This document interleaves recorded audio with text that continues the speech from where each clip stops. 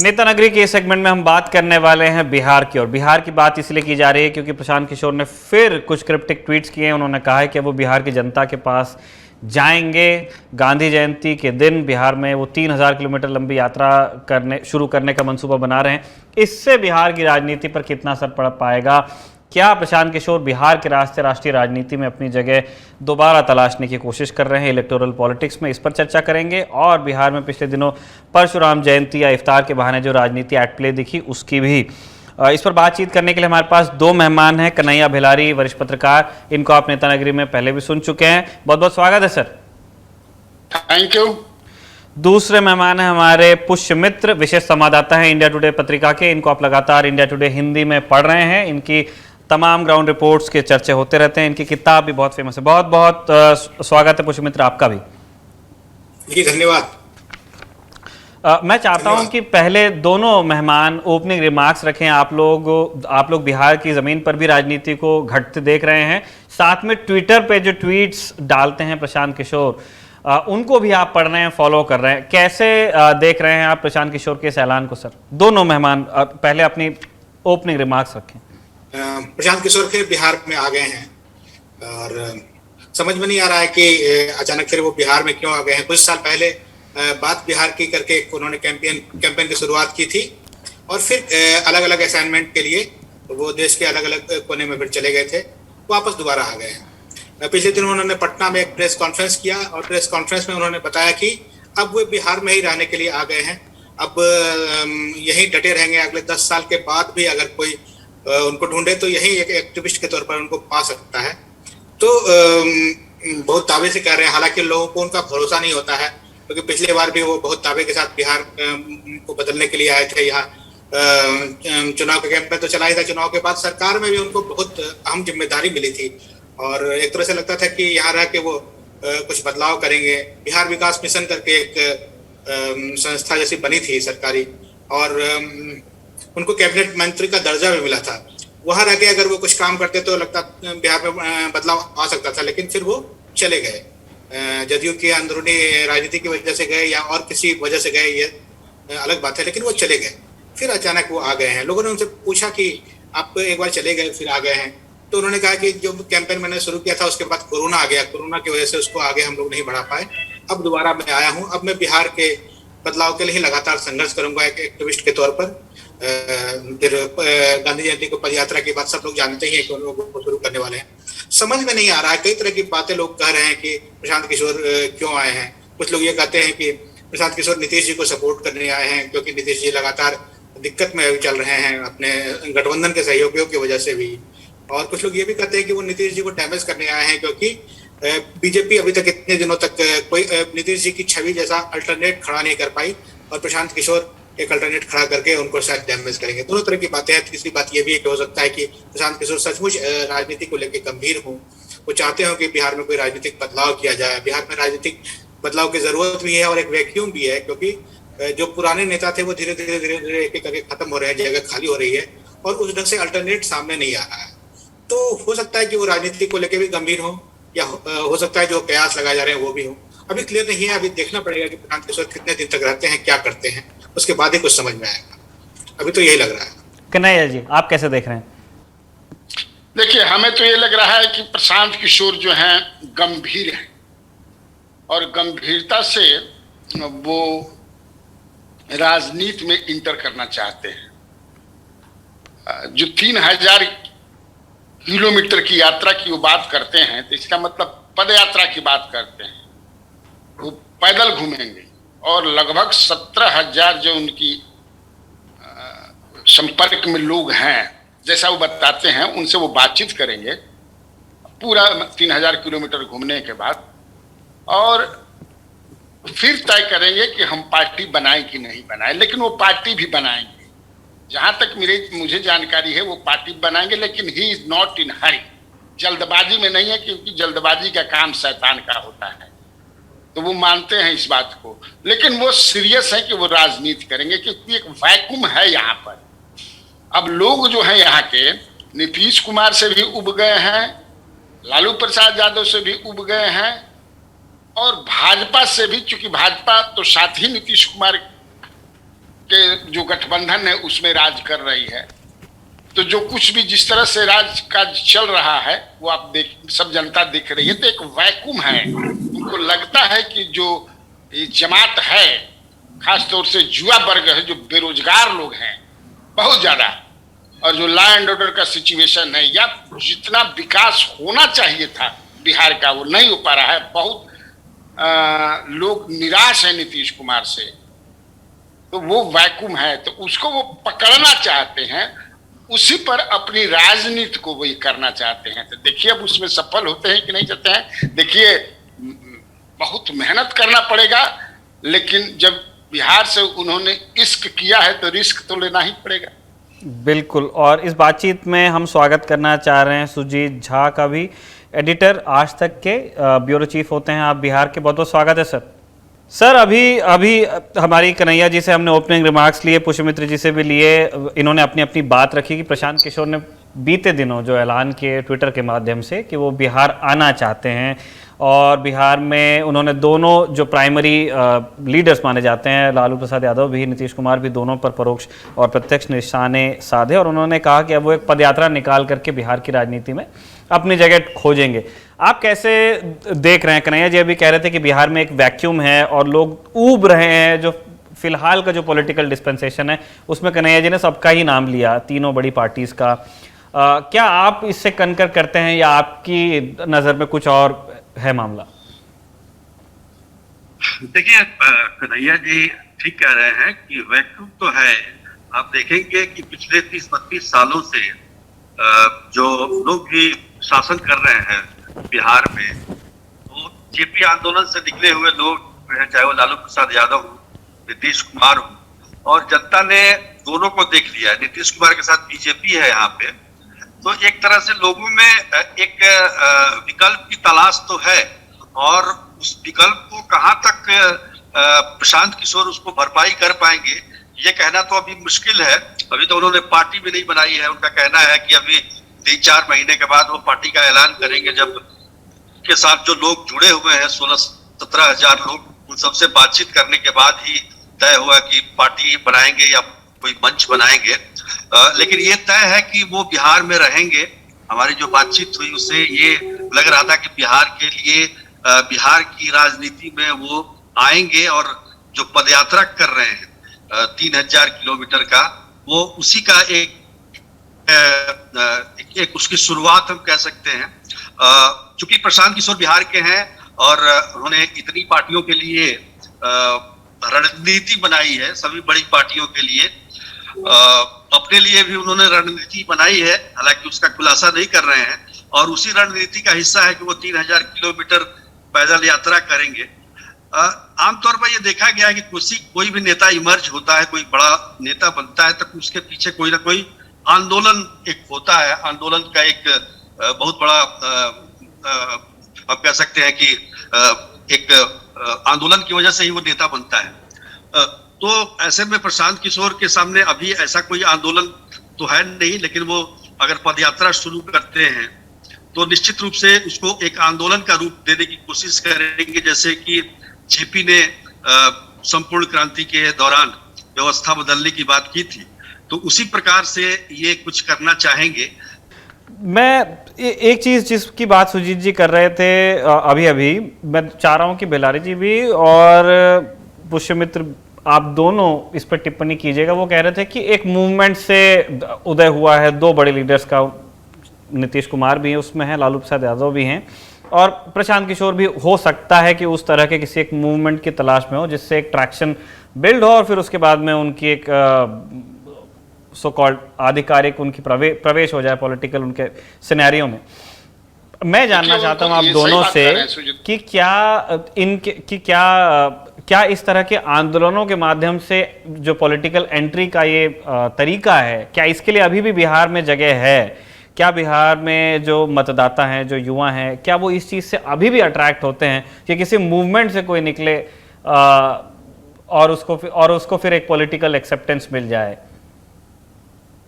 देखिए, इसको मैं आंदोलन इस तरह से मैं नहीं देख रहा हूं, लेकिन जब वो पद यात्रा करेंगे, लोगों से मिलेंगे, तो लोग समझेंगे इनको कि वाकई ये हमारे लिए लड़ सकते हैं कि नहीं। ये और भी समस्याओं को समझेंगे स्वयं भी, क्योंकि अभी तक जो इन्होंने काम किया है एक रणनीतिकार ये रहे हैं, इज नॉट ए पॉलिटिशियन। ये पॉलिटिशियन बनाते रहे हैं। तो जो 3000 की यात्रा ये इसीलिए कर रहे हैं ताकि लोगों में एक विश्वास जमाए कि नहीं, हम एक बढ़िया नेता भी बन सकते हैं। बोलिए सर, बोलिए। हम बढ़िया एक नेता भी बन सकते हैं और आपकी समस्याओं को मैं सही ढंग से उसका समाधान भी कर सकता हूं। तो ये जो यात्रा होगा, ये विश्वास इनमें भी जगाएगा और लोगों में भी बजाएगा। देखिए, है बहुत बड़ा कठिन काम, इसलिए कि आप जानते हैं, हम सब लोग जानते हैं कि बिहार जो है एक कास्ट रिडन स्टेट है। यहाँ खाना पीना, उठना बैठना, सोना जागना सब जात में होता है। लेकिन तब है कि प्रशांत किशोर ने जो डाटा तैयार किया है, जो उन्होंने निकाला है चुनाव से, तो उसमें इनका भी मानना है कि हम नहीं मानते हैं। इसलिए कि बिहार के चुनाव में लोग सबसे ज्यादा वोट देते हैं प्रधानमंत्री नरेंद्र मोदी को, और प्रधानमंत्री नरेंद्र मोदी के जाति ही के लोग देते हैं क्या? कितने हैं उनके जात के लोग? Is right. और मैं थोड़ा और इसको पीछे ले जाता हूं कि लालू प्रसाद यादव के शासनकाल से जब लोग उब गए थे यहाँ पर, तो नॉट माने केवल यादव भी, जो यादव के यंगस्टर से, उन लोगों ने भी खूब वोट दिया, बहुत वोट दिया कि नहीं हमको एक विकास चाहिए। नीतीश कुमार में वो चीज दिखता है, हम लोग लालू के साथ नहीं रहेंगे। और 10 में तो और भी दिया उन्होंने, जो 5 साल इन्होंने काम करके दिखाया कि हाँ यही हमारा नेता है, ये काम किया है 5 साल। उसके बाद तो थोड़ा सा उनमें प्रधानमंत्री का जीन घुस गया, अंदर तक गड़बड़ा गए, जो आज ऐसी स्थिति बने कि अब डेवलपमेंट पर बात करते हैं, लेकिन उन्हें तो वो जो वैक्यूम है, जो बताते हैं कि दोनों आदमी को तो देख लिया, अब ये भी जो है वो कर नहीं पा रहे हैं, या जो उनके साथ हैं लोग सरकार में वो करने भी नहीं दे रहे हैं। ये भी बात सही है, वो करने भी नहीं दे रहे हैं कि ज्यादा ही कर दिए तो काम गड़बड़ा जाए, इसलिए इनको करने भी नहीं दो। तो उस वैक्यूम को पढ़नाते हैं, लेकिन है बड़ा कठिन काम, क्योंकि ये कास्ट रीडन स्टेट है। कितना लोग भरोसा करते हैं कौन है? ये है अपर कास्ट मंडल के बाद जो स्थिति बनी है, तो उत्तर प्रदेश तो धीरे धीरे अब निकल रहा है उससे, लेकिन बिहार निकलेगा कि नहीं, मंडल से निकलेगा कि नहीं, वो जो मानसिकता है, ये देखने वाली बात होगी।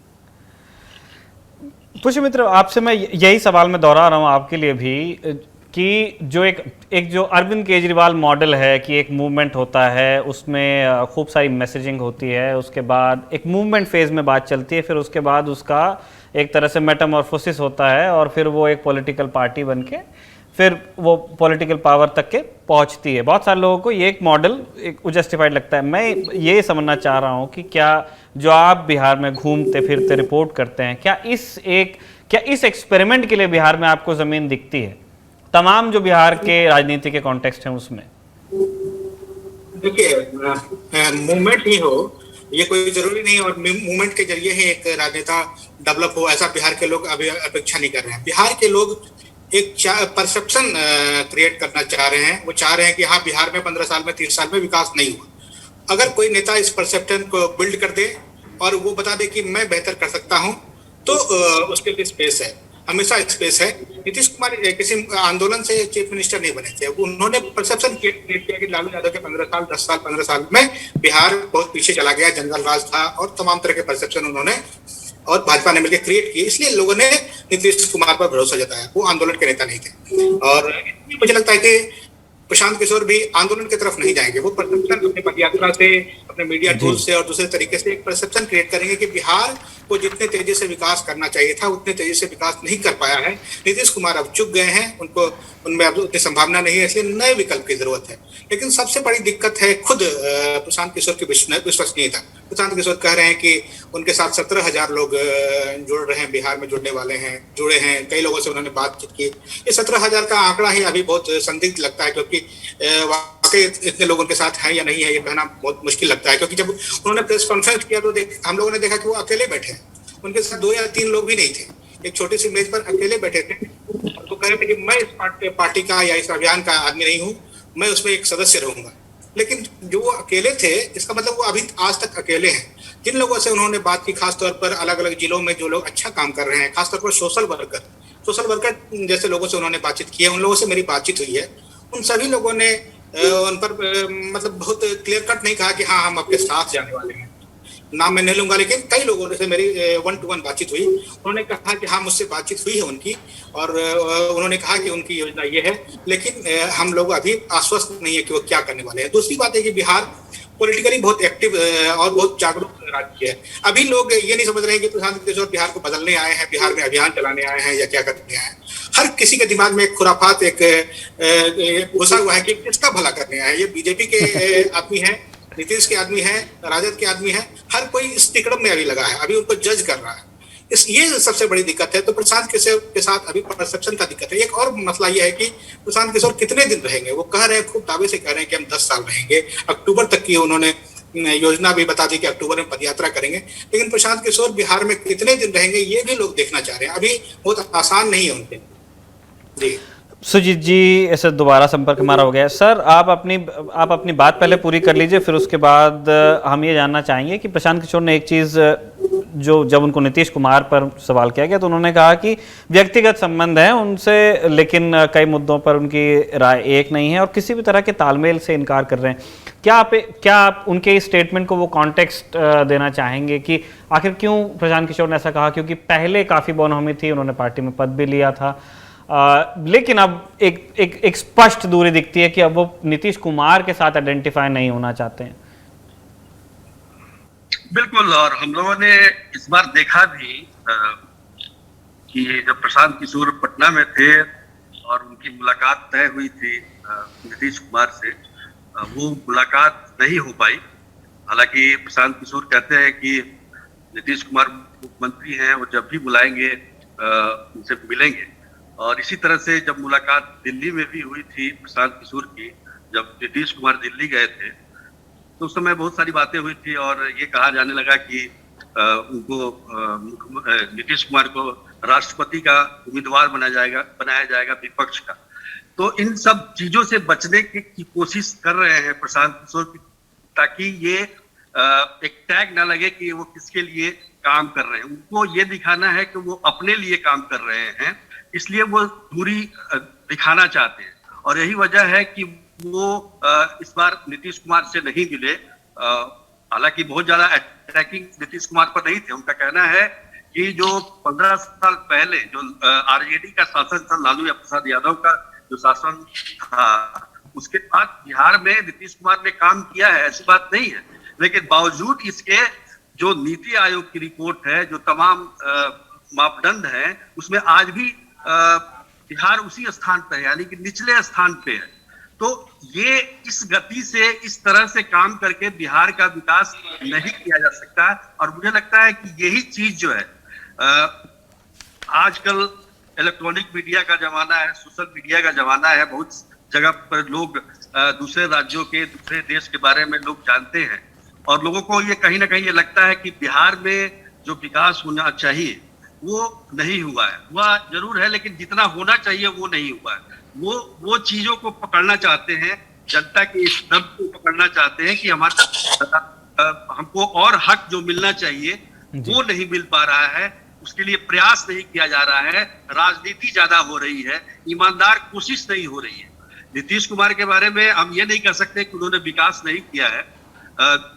हम कह सकते हैं कि गड्ढे से एक तरीके से बिहार को बाहर निकाला है उन्होंने, और लेकिन जिस गति से और होना चाहिए विकास, वो विकास नहीं हो पा रहा है। और इसी बात को लेकर प्रशांत किशोर जनता के बीच जाएंगे।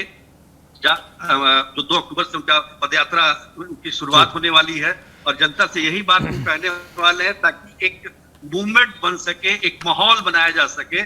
और उसके बाद अच्छा, सबसे बड़ी बात कि प्रशांत किशोर ये भी कहते हैं उन्हें कोई जल्दीबाजी भी नहीं है कि वो 2025 के चुनाव में ही सब कुछ कर लेंगे। वो लंबा समय देना चाहते हैं।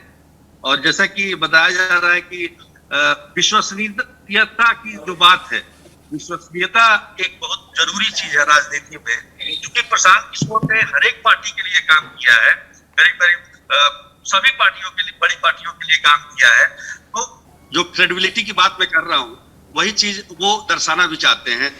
प्रशांत किशोर से आगे बढ़ते हुए हम बिहार में जो बाकी किरदार हैं बिहार की राजनीति के, उन पर भी चर्चा करना चाहते हैं। हम ये समझना चाहते हैं कि अगर प्रशांत किशोर बिहार आएंगे तो बिहार में जो लोग पहले से हैं वो कहाँ जाएंगे। पहला सवाल नीतीश कुमार को लेकर ही है।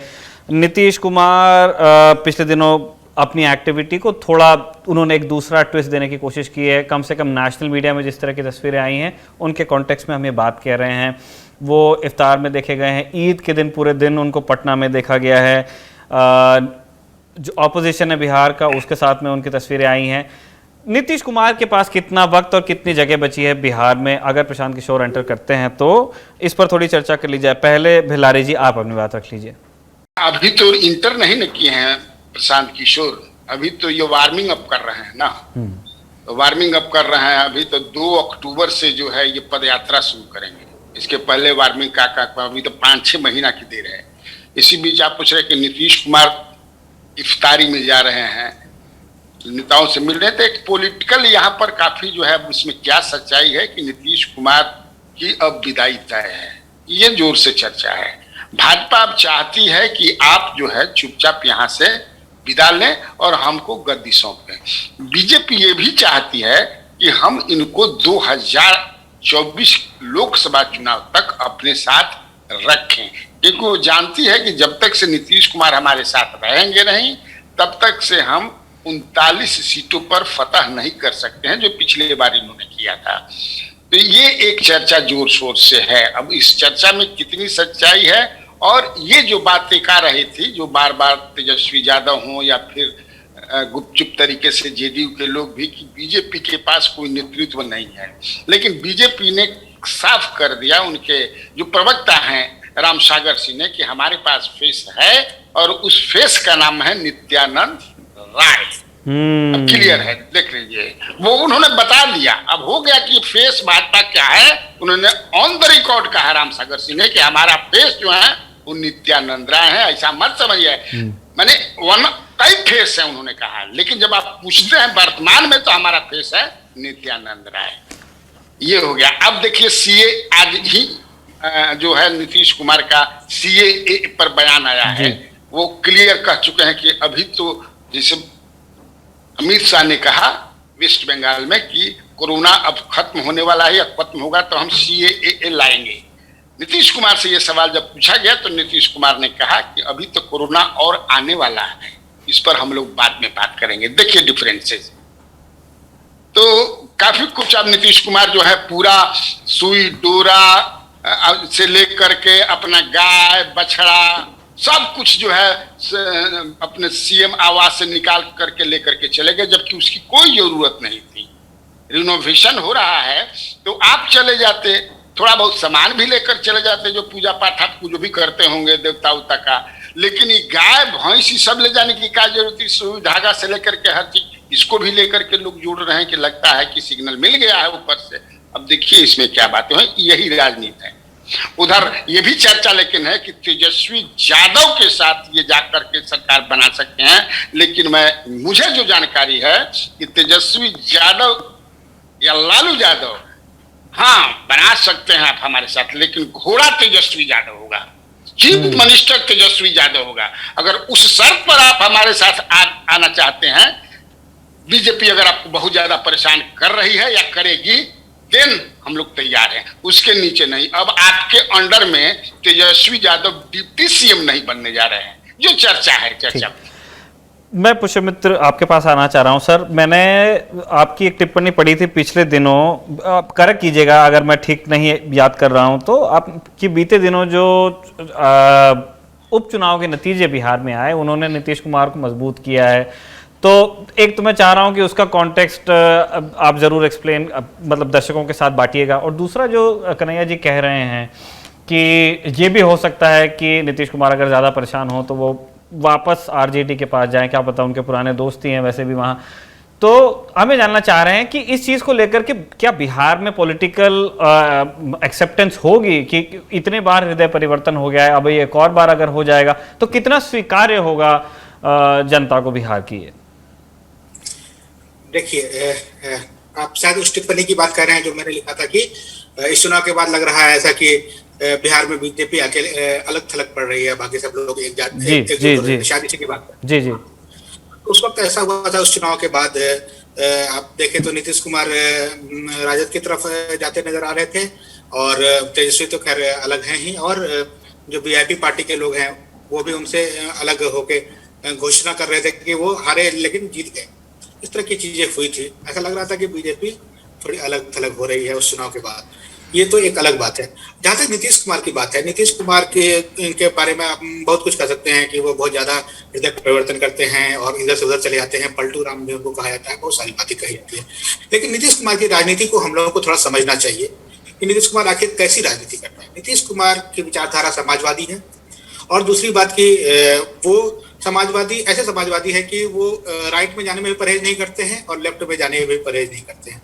उनके साथ कोई जाति का ऐसा जुड़ाव नहीं है कि वो जाति का बड़ा वोट बैंक चंक हो उनके साथ जो हमेशा अडिग होकर खड़ा रहा हो। ना उनका कोई फैन वर्ग है, ना बहुत ऐसे समर्थक हैं, या ऐसा कुछ है कि जिसके दम पर उनकी राजनीतिक पहचान हो, वोट बैंक वो नहीं है। वो अपने काम के बल पर और अपनी छवि के बल पर राजनीति में बने हुए हैं, और जरूरत पड़ने पर संतुलन साधते हैं। वो कभी सेंटर से राइट की तरफ जाते हैं, कभी सेंटर से लेफ्ट की तरफ जाते हैं। तो अमूमन वो सेंटर से राइट की तरफ ही रहे हैं, लेकिन राइट को भी जो बीजेपी बिहार में उनके साथ रही है, उनको हमेशा कोशिश की है कि वो सेंटर तक ही रहे, सेंटर से बहुत ज्यादा राइट नहीं जाए।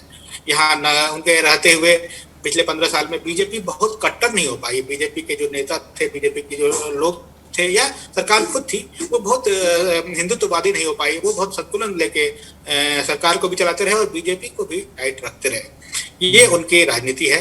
और अभी जो दिख रहा है वो नीतीश कुमार सेंटर से लेफ्ट की तरफ जाते नजर आ रहे हैं। कई चीजों में दिखता है।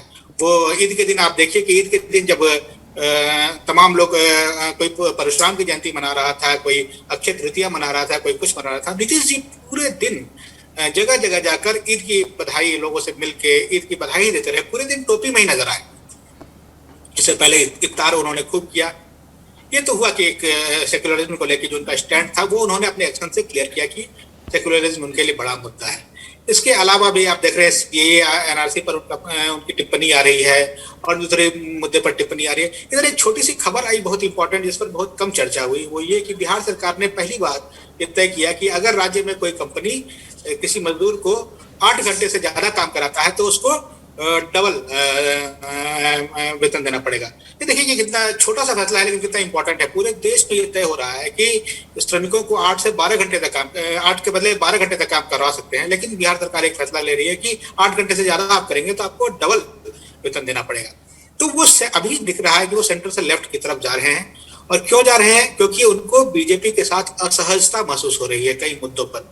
वो मुद्दे क्या हो सकते हैं? हो सकता है बीजेपी उनको कह रही हो कि आप जगह खाली कीजिए, और केंद्र में उपराष्ट्रपति या कोई और पद उनको ऑफर कर रही हो जो वो बहुत आसानी से लेना नहीं चाह रहे हैं। दूसरी बात ये हो सकता है कि और भी, क्योंकि दिख रहा है कि बीजेपी के नेता अलग अलग तरीके से उनको घेरने की कोशिश कर रहे हैं, कोई कुछ टकराव भी हो रहा है। अभी दिखता है कि बीजेपी के जो लोग उनके साथ अपने गठबंधन में हैं, उनके साथ बहुत सहज नहीं है नीतीश कुमार। उनकी सहजता तेजस्वी और तेज प्रताप के साथ दिख रही है, उनकी सहजता राबड़ी देवी के साथ दिख रही है।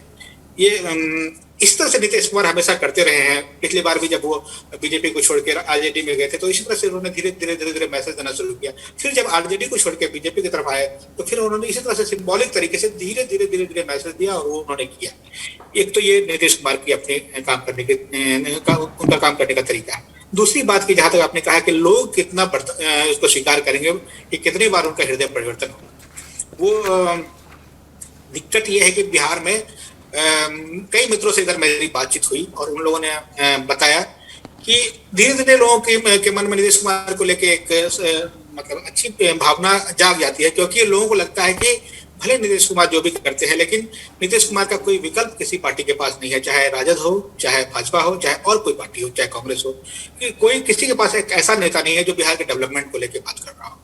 नीतीश कुमार धीमी गति से विकास कर रहे हैं, ये सही है। नीतीश कुमार की राष्ट्रीय महत्वाकांक्षा जाग जाती है तो बिहार पिछड़ने लगता है, ये भी सही है। अब उनका काम ठीक से चल नहीं रहा, ये भी सही है। लेकिन फिर भी जितना वो कर रहे हैं उतना कोई दूसरी पार्टी के नेता कर देंगे, ऐसा कोई नेताओं को ना बीजेपी में दिखता है ना आरजेडी में दिखता है। ये नीतीश कुमार के साथ सबसे सकारात्मक बात है। कई मित्रों ने मुझे अनौपचारिक बातचीत में कहा कि अभी जितनी राजनीति बिहार में चल रही है वो कुल मिला के हर पार्टी चाहती है कि नीतीश कुमार खत्म हो, क्योंकि नीतीश कुमार जब तक बिहार में रहेंगे तब तक किसी दूसरे के लिए अपने आप को चीफ मिनिस्टर का चेहरा बना के पेश करना बहुत मुश्किल है। बीजेपी में भी कोई नेता अभी तक 15 साल नहीं, आरजेडी के समय से ही बीजेपी यहाँ लगातार संघर्ष कर रही है, उनके पास एक ऐसा नेता नहीं आया जो नीतीश कुमार की छवि को टक्कर दे सके। ये तमाम बातें हैं जिसलिए नीतीश कुमार कमजोर होने के बावजूद बहुत मजबूत है, ऐसा मुझे लगता है।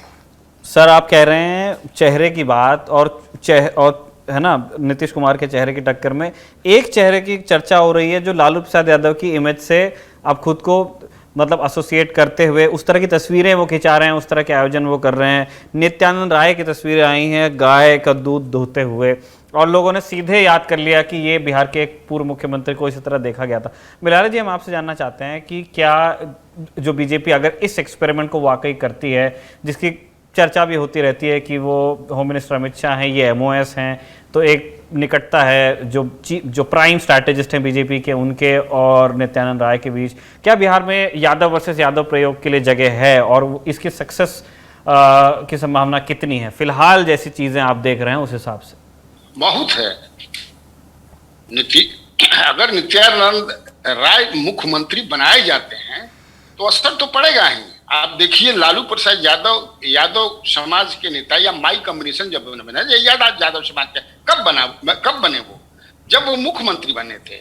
मुख्यमंत्री बनने से पहले वो यादव के नेता नहीं थे। जब वो पावर आया, उनके सर पर ताज आया और उस तरह से उन्होंने माई कम्युनिकेशन बनाया, यादव को जोड़ा, मुसलमान को जोड़ा अपने पॉलिटिकल लाभ के लिए, सियासी फायदे के लिए जुड़ गए। तो एक संभावना है, अगर मान लीजिए कि यादव के सर पर ताज जाता है, नित्यानंद राय के सर पर ताज जाता है और ये घूमना शुरू करते हैं, क्योंकि ये भी गांव से आए हैं, ये भी गांव से बिलोंग करते हैं, ये भी बनावटी आदमी नहीं है, शहर के नहीं है, शहरीपन नहीं है, गंवई है। तो यही सब बहुत सारी बात, RSS का इनका शुरू से बैकग्राउंड रहा है, ये उसमें युवावस्था से ही जुड़े हुए हैं और कहीं से भी कंट्रोवर्सी में भी नहीं रहते हैं।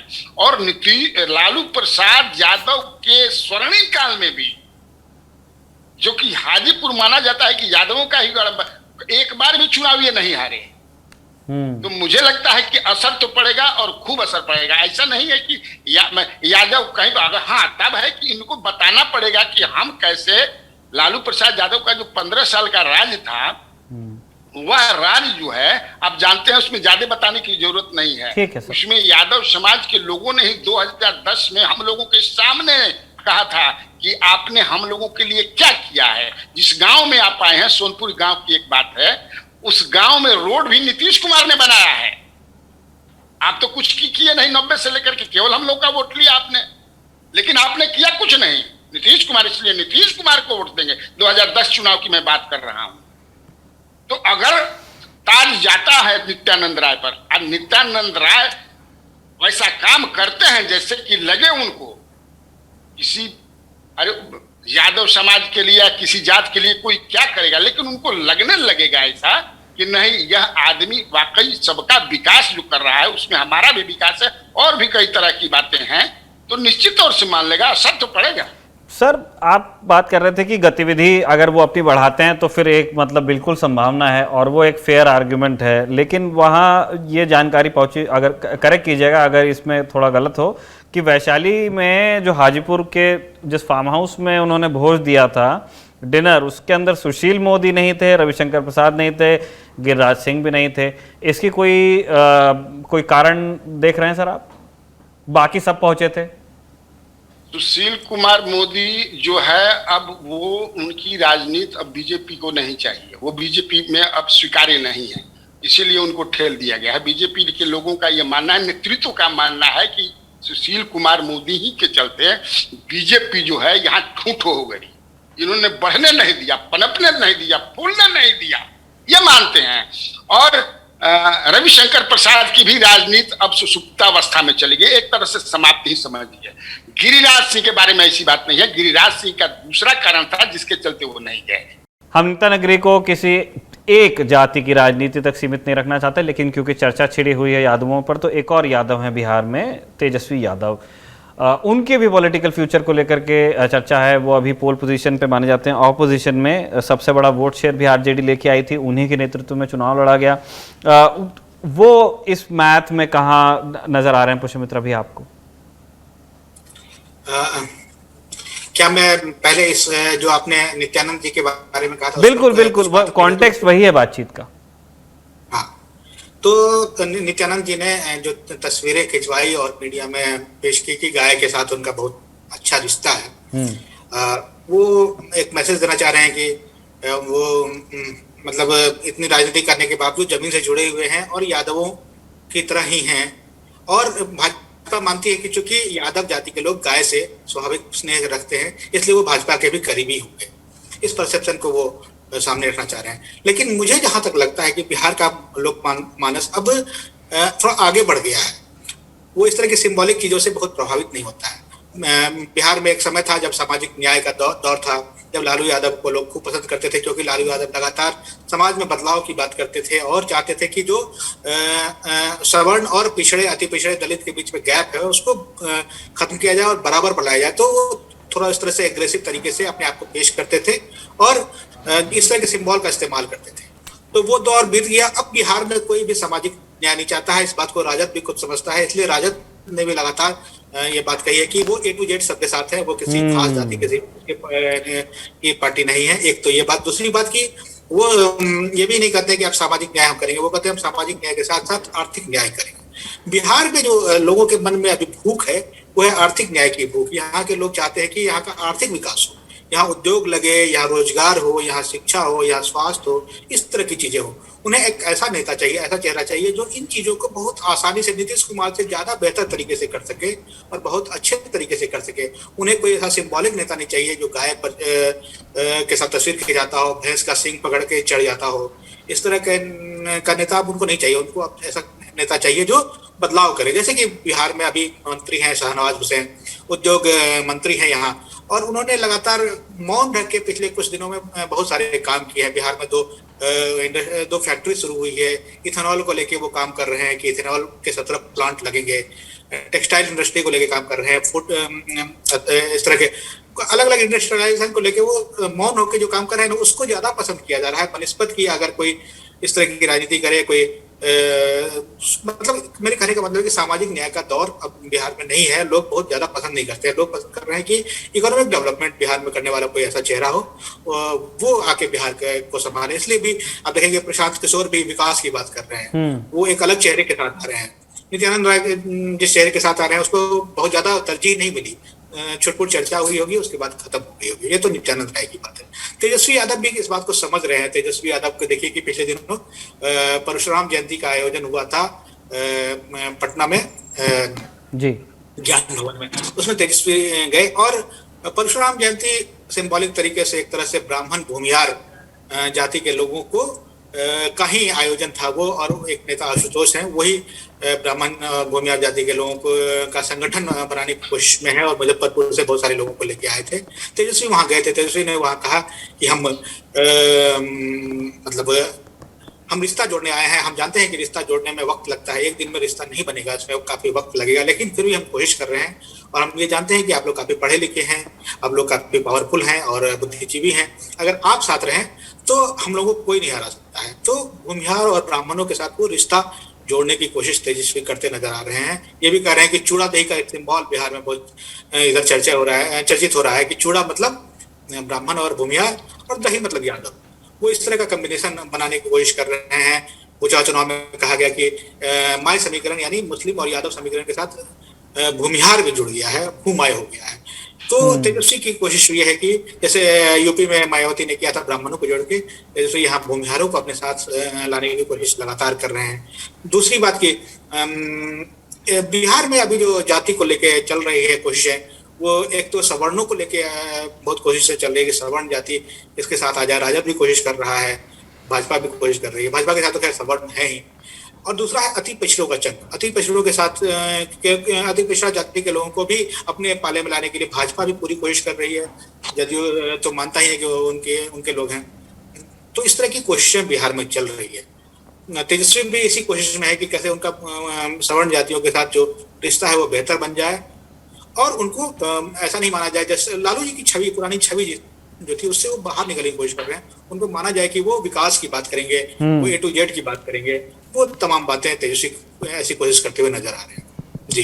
क्योंकि जिस मतलब पिछली बार जिस मोमेंटम की चर्चा हो रही थी तेजस्वी और राजद के पक्ष में, वो बाद में उसे यही इसी तरह एक्सप्लेन किया गया उस इलेक्टोरल डिफीट को कि वो लोग बायर्स रिमोर्स में नहीं पड़ना चाहते थे इलेक्ट करने के बाद में, और इस बात का काफ़ी भय था, कोट अनकोट भय अगर उसे कहा जाए, उसी क्या for lack of a better term, कि अगर नीतीश कुमार नहीं चुने जाते हैं तो फिर क्या होगा, उस तरह की चर्चा थी।